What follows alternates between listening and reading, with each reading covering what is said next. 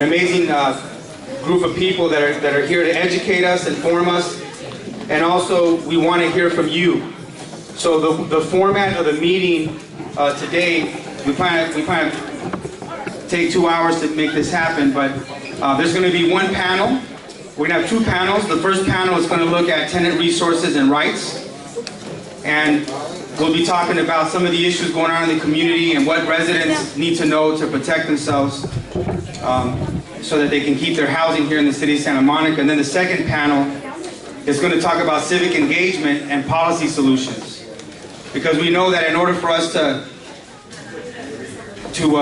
influence government so that we have a better community, we need to engage in the policy development process. So we'll have that second panel. There'll be Q&A, questions and answers will happen after each panel. So I'll go ahead and we'll facilitate that as well to get your input, because we don't want to just talk to you all. We want this to be a conversation in our community. I want to first start off by welcoming everyone to the Pico neighborhood. How many of you today live in the Pico neighborhood? How many of you call Pico neighborhood your home? Okay, great. I raised my hand as well, lifelong resident.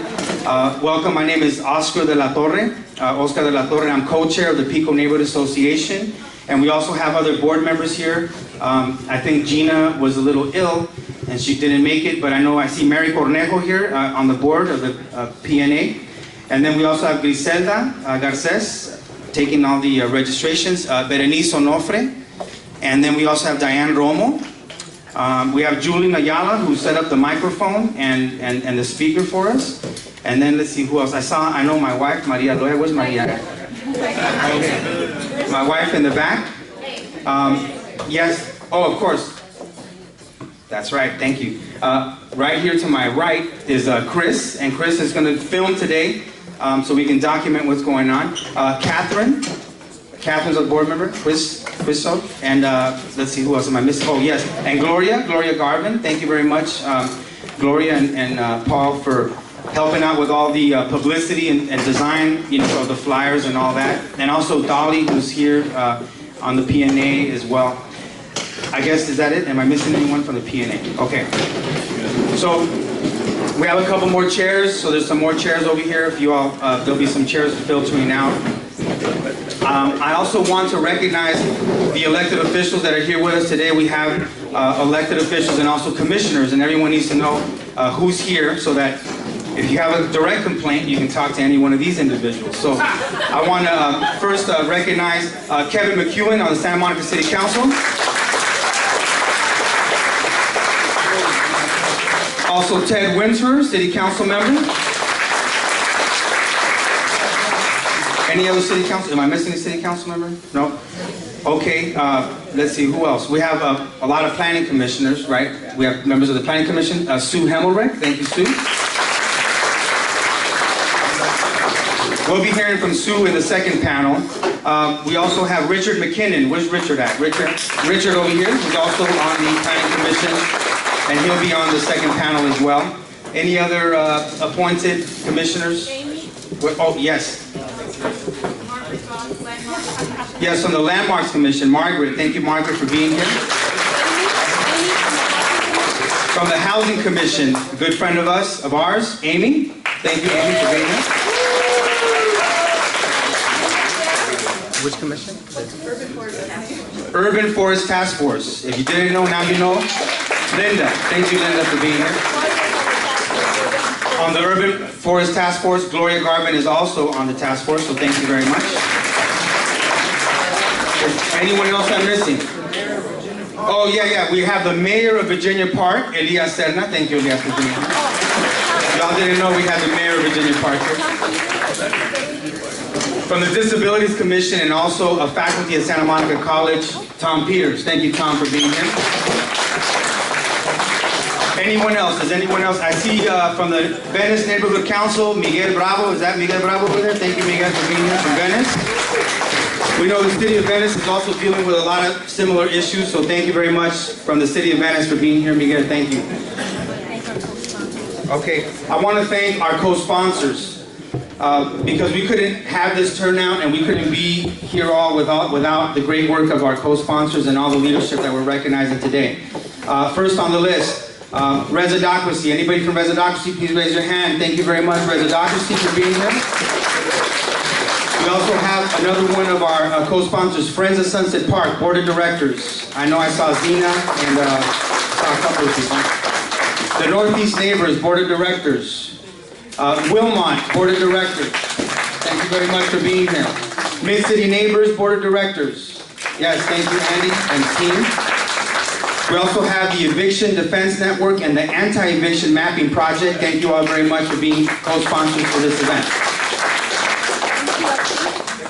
Okay, and also, yes, the Santa Monicans Coalition for a Livable City, also known as Smuggle Up. Thank you very much.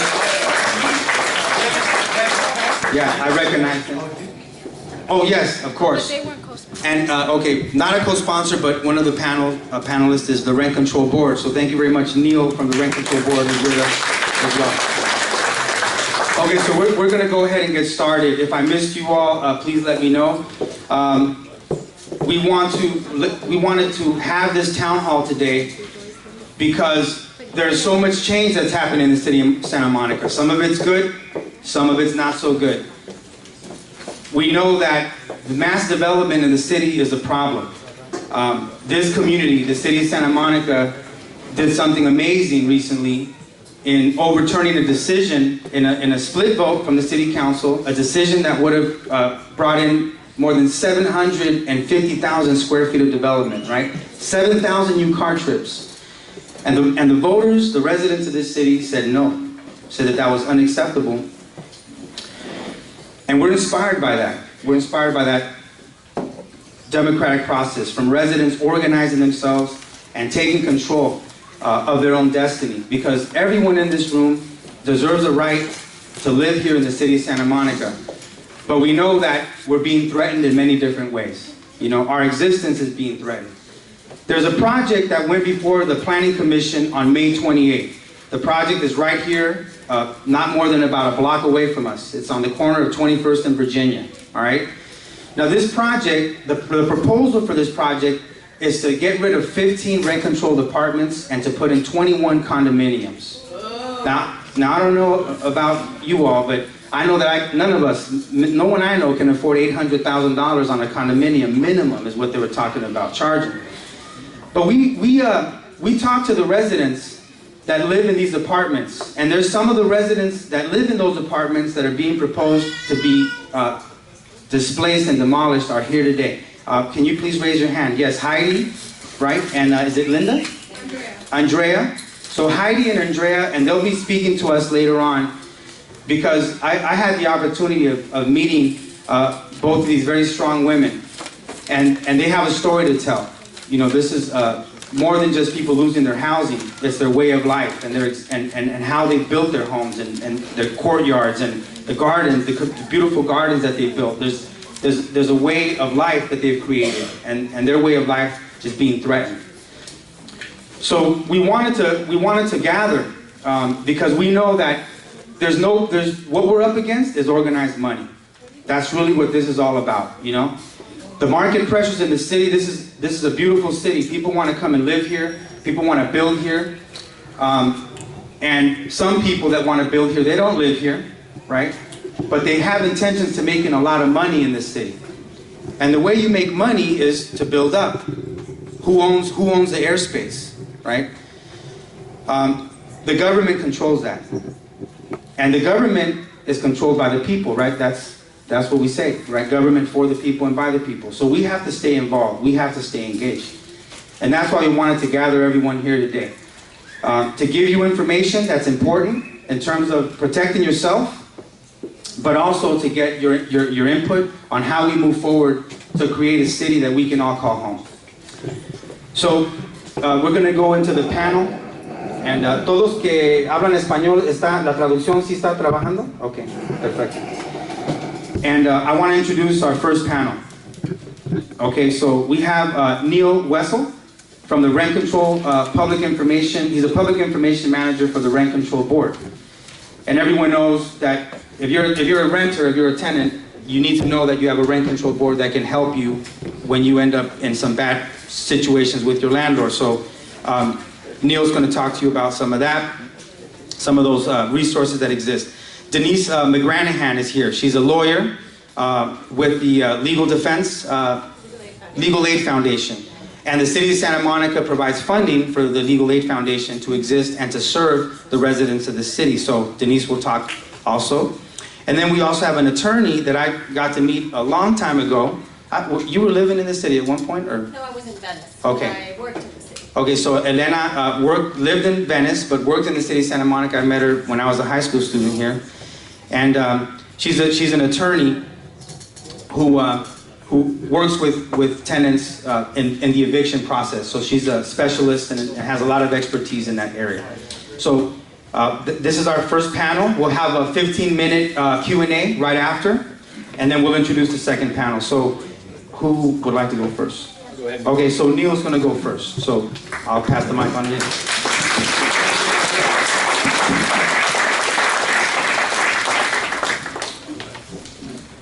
Hello, my name is Neil Wessel.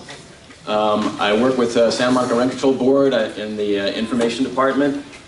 For those of you who have a rent-controlled apartment, you want to keep it, okay? And the good news is that the rent control law limits the reasons for which your tenancy can be terminated to those reasons that are allowed by the rent control law. The bad news is probably that the Ellis Act is one of those reasons. And I think you're going to be hearing a lot more about that. You're probably very familiar with it already. The rent control law limits the reasons for which your tenancy can be terminated. There are reasons that are based on tenant fault. A lot of them make sense, are pretty obvious. The one I think that most people need to be aware of is the fact that you could be your tenancy can be terminated for violating a significant and material term of your lease. So my first bit of advice is make sure you're aware of everything that your lease says and be careful not to violate it. There are a number of other reasons for which tenancies can be terminated that don't involve tenant fault. The Ellis Act is one of them. Another one that is something that I know that you might be aware of or concerned about is evictions for owner occupancy. Anytime you might be threatened with any kind of an eviction or talk of an eviction, anything that might lead you to believe that your tenancy might be threatened, calling us is a good idea. I've got some information sheets up front in English and in Spanish. While a lot of they're referred to it, I think it's frequently asked questions is how they're labeled. Although there's a lot of good general information in there, the frequently asked questions and the answers, the best information that I'd say is in there is all the contact information for the Rent Control Board. It's got our location, our telephone number, our hours, our website, and it's probably not a bad bit of information to have, or a bad information sheet to have if you have any problems about which you might have questions or you anticipate something like that could be happening. I don't think I have enough for everybody in the room. I didn't realize it was going to be such a large turnout. But to the extent that we don't have enough, I'm not sure how I'm going to deal with that one. But yeah, certainly. If you already know how to get to our website, we do have all kinds of information there about contacting us as well.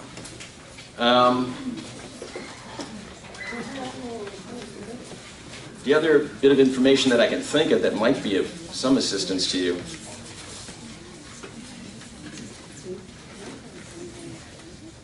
has to do with, well, actually, I think the best source of information about the Ellis Act is probably going to be from attorneys. Because the rent control law really does nothing to prevent an Ellis eviction. I can tell you that the Rent Control Board did adopt those sections of the Ellis Act that require that the owners file forms with us, that allows us to put restrictions on the property, and that the city, the city council adopted relocation fee ordinance that requires that the owners pay relocation fees to anybody whose tenancy is terminated for one of the reasons that are listed in the rent control law that don't involve tenant fault, such as these Ellis Act terminations. Thank you, Neil. My name is Denise McGranahan. I'm a staff attorney at the Legal Aid Foundation of Los Angeles. We're located at 5th and Colorado, right in the middle of the Expo line construction. So we still exist, even though it might be difficult to find us at times and difficult to get there. So don't worry about that. There's always a way there. You might have to go around like I do in the mornings. But anyway, we're there, and we have 2 clinics a week in the evenings. You call to make an appointment. We will provide advice to you on housing issues, and we can also make appointments during the day. We do a range of services for people, provide a range of services ranging from just counsel and advice, brief service, all the way through defending evictions and some affirmative cases as well. We have noticed in the last, I would say, year or so, I can't say exactly, but an increase in the number of evictions and just real aggressive tactics by landlords who are seeking to take advantage of their ability to get higher rents, because rents are going up so dramatically in the community, not just in Santa Monica, but throughout Los Angeles County. So anybody who's paying a low rent under rent control is really vulnerable to being evicted for a fabricated reason, an exaggerated reason, a real reason under their lease. You're especially vulnerable when a new owner takes over or when the property is in foreclosure. You have to pay real attention to who to pay the rent to, and to make sure that the new owner doesn't try to make dramatic changes to the terms of your tenancy or take advantage of you without you knowing what your rights are. So that's where we are, and the rent board and the city attorney's office and anyone in the clinic that Elena will talk about that she runs, all of us will be able to provide advice to you. So don't make assumptions about what your rights are. Some people start to get harassed and they just leave.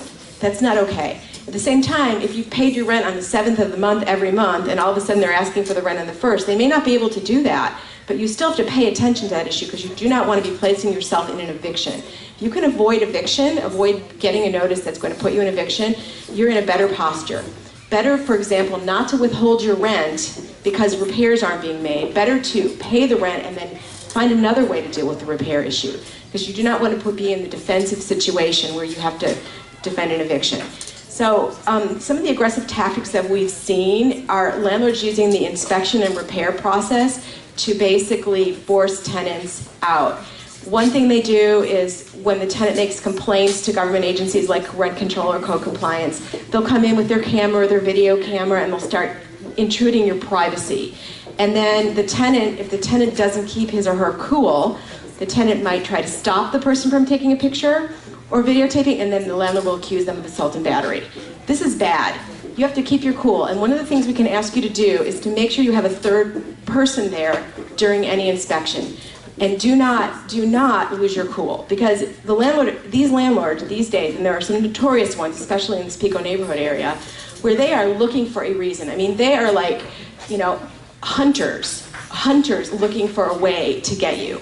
And I hate to say that. I don't know to what degree some people will make up evidence, but we have seen that. We have seen fabrication, workers being asked to lie for their landlords, landlords saying, well, we never agreed to let you have that air conditioner, but in fact you've had it for 10 years. The prior owner knew about it. You have to be really, really careful when the landlord wants to come in to inspect, even if it's based on your own request for repairs. And you shouldn't be inhibited from actually making complaints, but you have to do it in a way that protects yourself. In addition to that, we also see landlords who are maybe thinking about either renovating or LSing their properties, trying to get people to leave informally by saying, well, we'll pay you $5,000 if you'll just move out, and we're going to sort of hold a lottery here, and the first 5 people in the building who come to us, we'll give them $15,000 to move, and if you sign right here on the dotted line, and agree to move in 30 days, then you're cool. But what's really happening there is they're really not telling you that you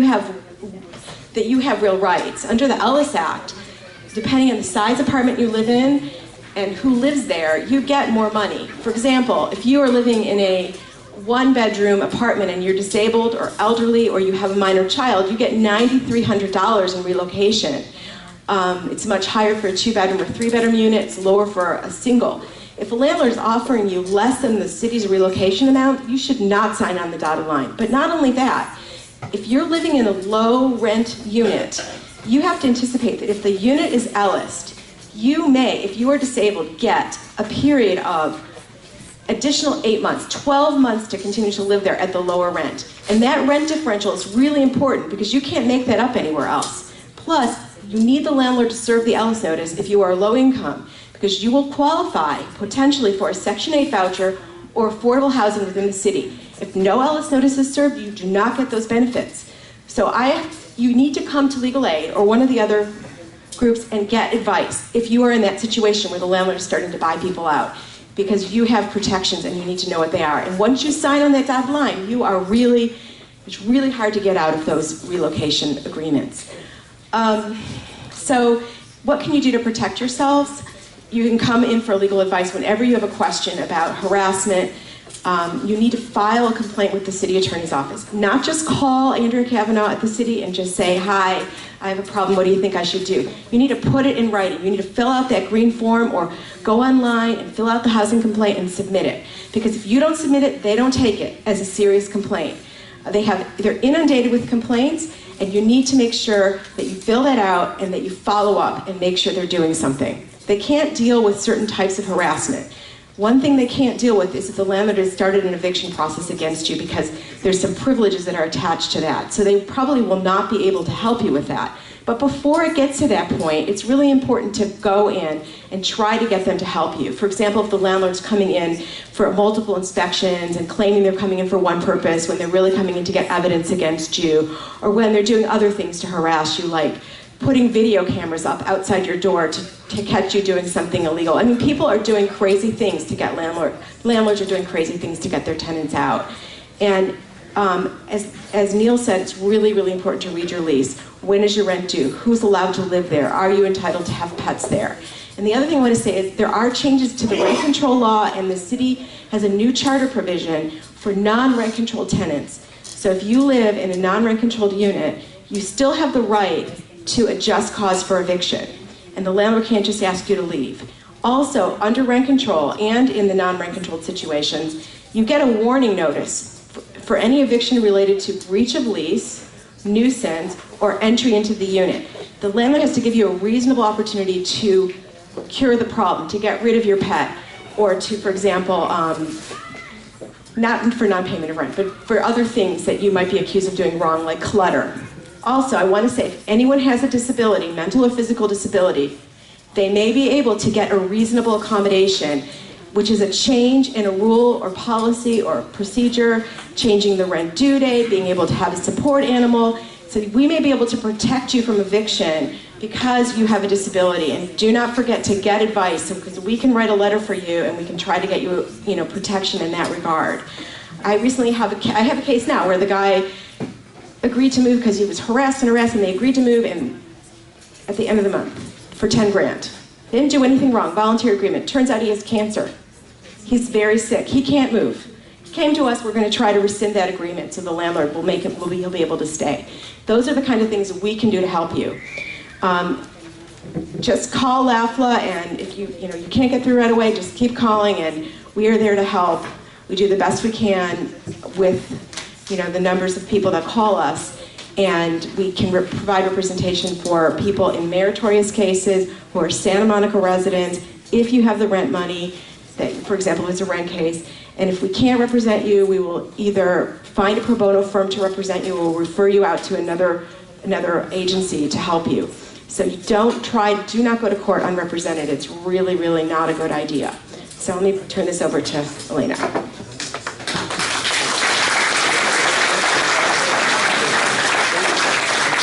I thought maybe I'd stand so that folks can see me. There's a lot of people here, and it's really great to see this turnout. So my name is Elena, E-L-E-N-A, Popp, P-O-P-P, and I'm the executive director of an organization called the Eviction Defense Network. The Eviction Defense Network is a nonprofit organization that was started 10 years ago in response to the fact that legal services programs like Denise's are funded to represent or to serve about 2% of the need. They are funded by a federal funding source that started in 1973, and since 1973 that number has gone up to 3%, a little below 2, 3, 2, 3, 2. We've never done any better than that. And when people go to court alone, they lose. In Los Angeles County, when the year before we were founded, 73,000 evictions were filed. Of those 73,000 people, 1,300 were represented by free services. Of the remainder that went to court alone, 48% couldn't even find someone to do an answer for them and lost automatically and were locked out. Of the ones that managed to get an answer filed, 99% lost their cases. When you compare those, and it hasn't gotten any better. Last year it was just short of 70,000 evictions were filed. Now though, we have 2,200 being represented for free, which is great. 2,000 of those in the downtown court, okay? So not a very helpful number for folks living in Santa Monica because the funding for this pilot project that is trying to increase representation is primarily in the downtown court. When you compare that 99% loss rate to the figures for folks being represented, which are 98% for the Eviction Defense Network, is our success rate, meaning in 98% of the cases, we either settle the case with the tenant moving out, with rent waived, a clean record, and enough time to stabilize, or we take the case to trial, and we have an 88% success rate at trial. And that 88% success rate is actually, the only reason it's not higher is that there's this lawyer who's really, really bad, but he tends to not settle cases with us where we absolutely cannot win. He won't give us 3 weeks if we pay all the rent and a sealed record. And so last year we lost 4 cases to this guy, which brought our win-loss rate down a little. But we are really good at what we do. And the cases we take to trial are what cases? Below market rate, rent-controlled cases. We're very, very aggressive in our representation of people in below market rate rent-controlled units.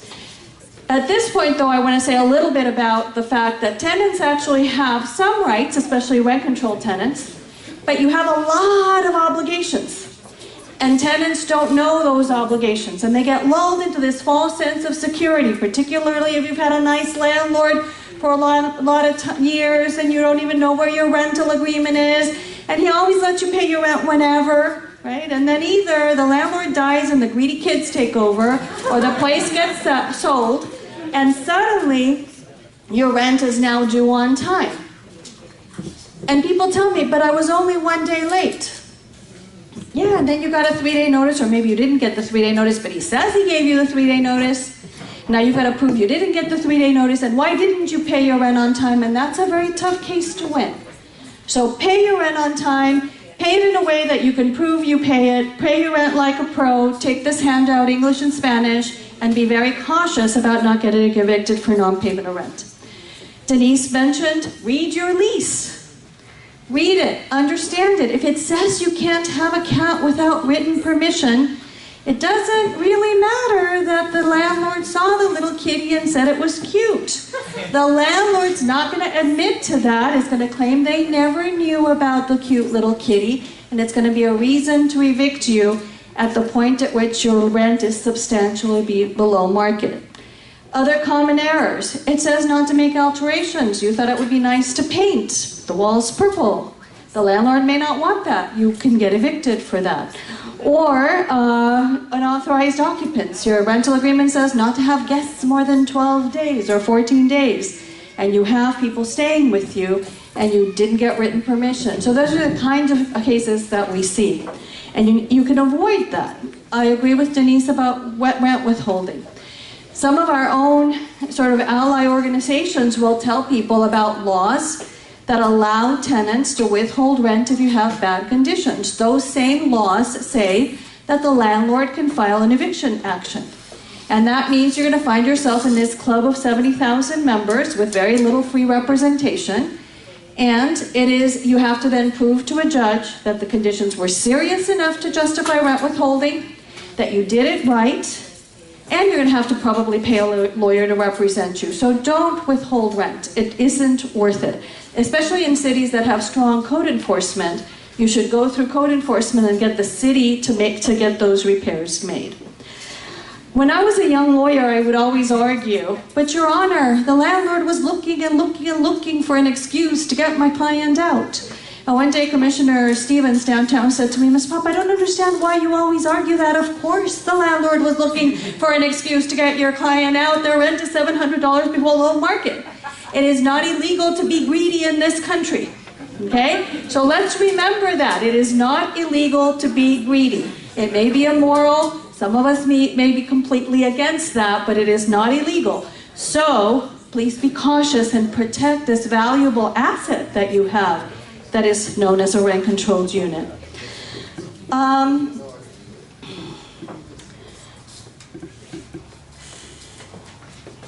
want to say a little bit about what we call economic literacy. If your landlord comes to you and offers you $25,000 to move out of your unit, but the rent differential, the difference between what you're paying and what you're going to pay on the market is a large amount, think about how that's not a smart move unless it's going to put you in home ownership. Okay? And that's the standard we use at our office. We do not, or other affordable housing, indeed. That's the standard we use at our office. If the tenant cannot be put into a better housing situation than the one they are in now, then we fight super hard to get to make sure that the tenant does not end up being displaced. And I want to just give you two recent examples of cases that people thought we were crazy for trying to take to trial. 42-year tenancy, model tenant, 3 teenage boys, Latino family. Landlord decides they want to evict them. The rent difference, what he could get, was $900 more. Suddenly, these 3 boys were a problem. Suddenly, accusations, not all of them untrue, including a guest that was found with 5 pounds of marijuana in the garage. But my client didn't know about it. There were 7 nuisance allegations. And at the end of the case, which we took to trial, we were able to save the housing of this elderly woman who had been there for 42 years because the jury found that she was not responsible for the behavior of the people, and she had a perfect record for 42 years, and they saw through the fact that the landlord was just trying to decontrol the unit. Another recent case, well, actually, let me skip that other recent case because I got the warning already, so let me just, if y'all want to know about the other recent case, you can talk to me about it later. We are open from 9 a.m. to 10:30 p.m. last person seen at 9, Monday, Tuesday, Wednesday, and Thursday. Our hours are on this sheet. On Friday, we're open from 9 to 6:30. We do clinics on Thursday evening, on Saturday. Why are our hours so long? Because we serve a working population. We want to make sure people don't have to miss work in order to come and see us. Our priority is to protect rent-controlled units, so we fight very hard for rent-controlled units. We demand a jury in every single case because that takes the profit incentive out of the deal.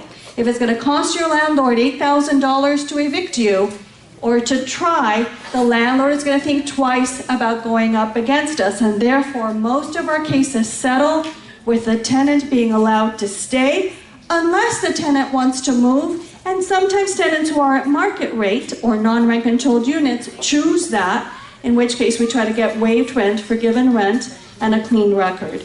The last thing I want to say is that we charge, okay? We charge between $400 and $1,200 to represent people. We charge because we don't have grants. People always ask me, why don't you apply for grants? Because if there's a grant to be applied for, legal aid should apply for it. There is not enough grant money out there to serve 70,000 people. So 10 years ago, we came up with this social entrepreneurial experiment to see if we can meet the gap by asking people to pay what they can afford to pay.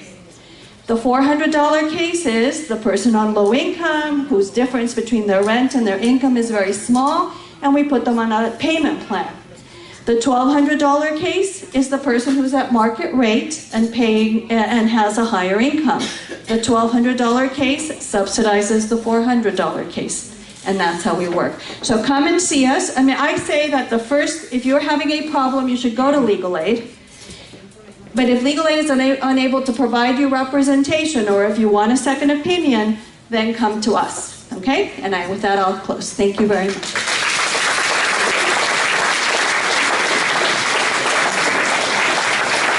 Thank you, Neil, Denise, and Elena. So we're going to have a Q&A. So if anybody have any questions, we want to get your questions answered. So any questions, any